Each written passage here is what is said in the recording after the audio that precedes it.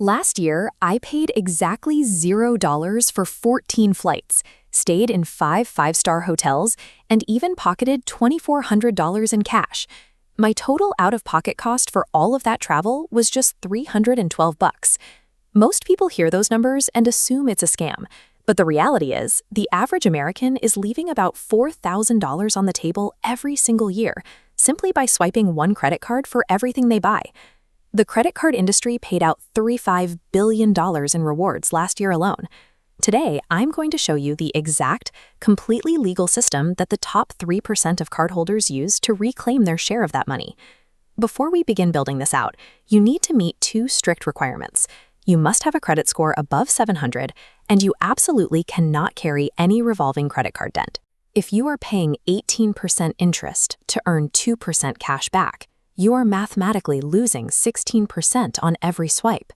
Credit card rewards only work if you have the discipline to pay your balance in full every single month. Step 1 is auditing your baseline spending. Pull up your last 3 months of bank and credit card statements. You need to categorize your transactions to see exactly where your money is going. Filter those expenses down into your largest daily spending buckets. For most households, those are groceries, dining, and gas. 73% of Americans use a single card for all of these purchases.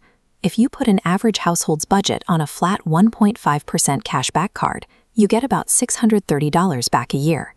This chart compares that standard single card approach against a 3-card stack.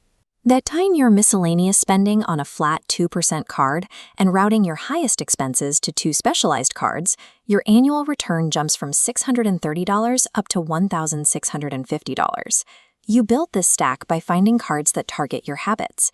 That means getting a card that gives you 4% back on groceries and another that gives 3% on gas and utility bills. You haven't spent a single extra dollar, but you've more than doubled your cash return just by matching the right piece of plastic to the right purchase. Now we move to the silver tier. Credit card companies spend billions acquiring new customers by offering massive sign-up bonuses, usually between 60,000 and 70,000 points. We capture that money through a strategy called velocity. Every 90 days, apply for a new card. Month 1, 4, 7, and 10. Applying temporarily drops your credit score by 5 to 10 points. But because available credit increases and utilization drops, your score climbs higher than your starting baseline by year's end. Cycling through 4 typical sign-up bonuses nets you roughly $3,600 in value. Add that to your baseline category spending, and you are clearing over $5,000 a year without changing what you buy. There is one strict rule here. Never buy things you don't need just to hit a minimum spending requirement. If a card requires $4,000 in spending to unlock the bonus, and your normal budget doesn't cover that naturally, skip it. When you plan your applications out across the calendar, your credit score stops being a number you just passively protect and becomes an active tool that generates continuous value. Even people who master velocity often ruin their return at the very end. The single biggest financial mistake amateur points collectors make is redeeming all those accumulated points for statement credits. Default bank portals usually value your points at exactly 1 cent each. Under that math, a 60,000-point bonus gets you exactly $600 in cash. This diagram shows the difference. On the left, the bank portal gives you $600. On the right, transferring those same 60,000 points to an airline partner books a business class seat to Europe normally costing $3,000. You bypass the bank's exchange rate by using third-party aggregator websites. Search for transfer partner sweet spots and bookmark the redemptions that give you a high cent per point ratio for the places you actually want to visit. This math is also how you evaluate premium cards.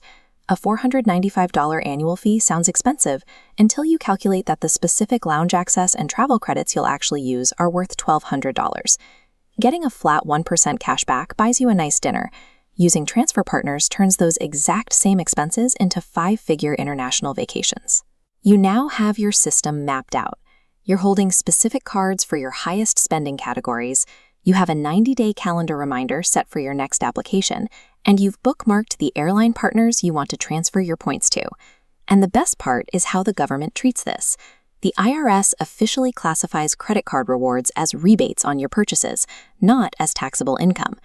Once this framework is running, you are effectively giving yourself a tax-free 4 to 8% permanent raise on your everyday living expenses just by swiping a different piece of metal. Your challenge right now is to pick one concrete step and finish it today. Pull your free credit score or select the first optimized card that fits your biggest monthly expense.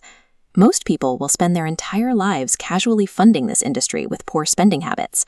By taking action today, you step out of the crowd and become the one actually profiting from the system.